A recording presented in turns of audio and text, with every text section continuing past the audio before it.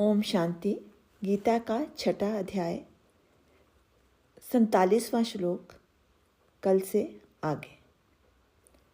गुरु के पास भी हम हाथ भर कर ले जाते हैं, पर ईश्वर की भक्ति और प्रेम गुप्त होता है। सबसे कठिन होता है अंतरात्मा से परमात्मा को भजना।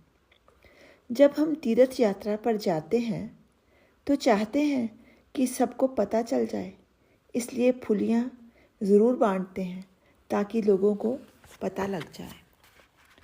परमात्मा की सेवा को हजम करना बड़ा कठिन काम होता है। हमें सेवा की भी उल्टियाँ हो जाती हैं। हम बात बात में अपनी पूजा को जताना चाहते हैं। गंगा जल से आटा गूंद कर सेमियाँ बनाई हैं, इसलिए दिखावा करते हैं। अरे, परमात्मा की सेवा पूजा करने की साधना बहुत कठिन काम है। सत्कर्म तो वो है जो इस हाथ से किया और दूसरे हाथ को पता भी ना चले। ईश्वर तो अंतर्यामी है, उसे तो पता चल ही जाता है, पर हम जगत को बताना क्यों चाहते हैं? जो परमात्मा को अंतरात्मा से चाहता है वह ही उसे प्रिय है। यदि हम सत्कर्म करते हैं, अंतरात्मा से परमात्मा को भजते हैं, तो हमारे सत्कर्मों की सुगंध खुद ब खुद अगरबत्ती की तरह चारों ओर फैलेगी। पर उसकी चर्चा क्यों करनी?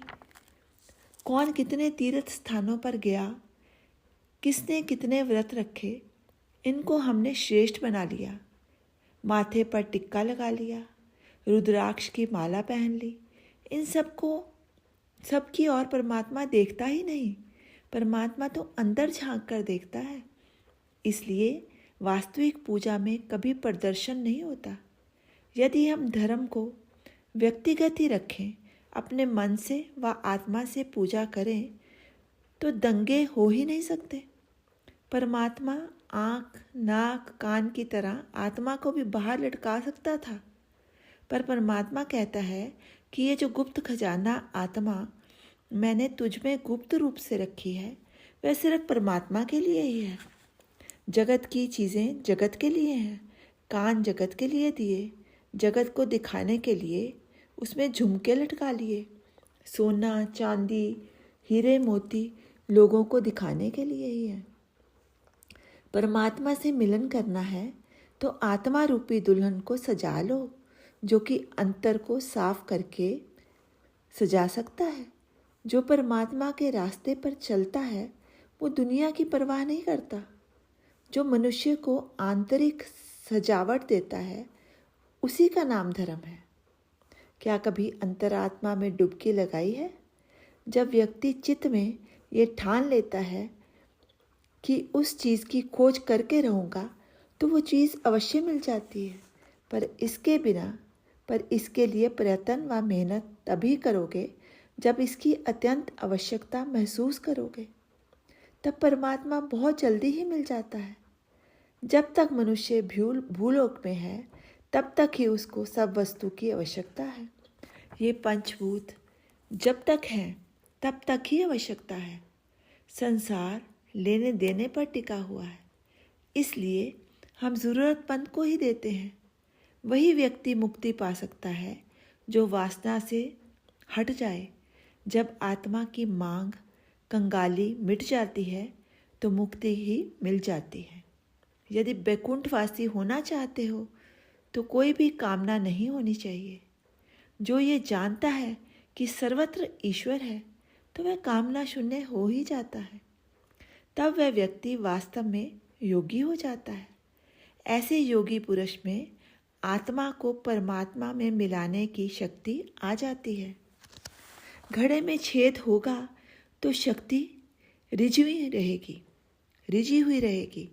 छेद बंद कर दोगे तो शक्ति रहेगी। इसलिए शरीर रूपी घड़े में कामना व इंद्रियों के छेद को बंद कर दोगे तो जो भी कामनाओं की पूर्ति के लिए उल्टे पुल्टे पाप करते हैं वो नहीं करने पड़ेंगे। अंतरात्मा को जो मांग उठती है वह ही सच्ची मांग होती है। परमात्मा की मांग ही सर्वश्रेष्ठ मांग होगी। जब श्रेष्ठ से श्रेष्ठ मांग पैदा हो गई तो बाकी सब कुछ तो फीका हो गया। माया जब छोड़ जाती है तो वो रुलाती है। माया ज़रूर धोखा देगी, कभी राजा रंक बनकर, कभी राजा रंक बन जाता है, कभी रंक रहता है, तभी रंक रहता है। पर परमात्मा को चाहने के लिए अंतरात्मा ही एक रास्ता है। ना रख रोजा, ना मर भूखा, ना जा मंदिर, ना जा मस्जिद, जलाकर खुद नुमाई को भस्म तन पर लगाता जा। अगर है शौक मिलने का तो अंतर मन में लौ लगाता जा। आशिक और माशूक की तरह लौ लगाता जा और मेरे साथ जुड़ जा। ओम शांति। शेष।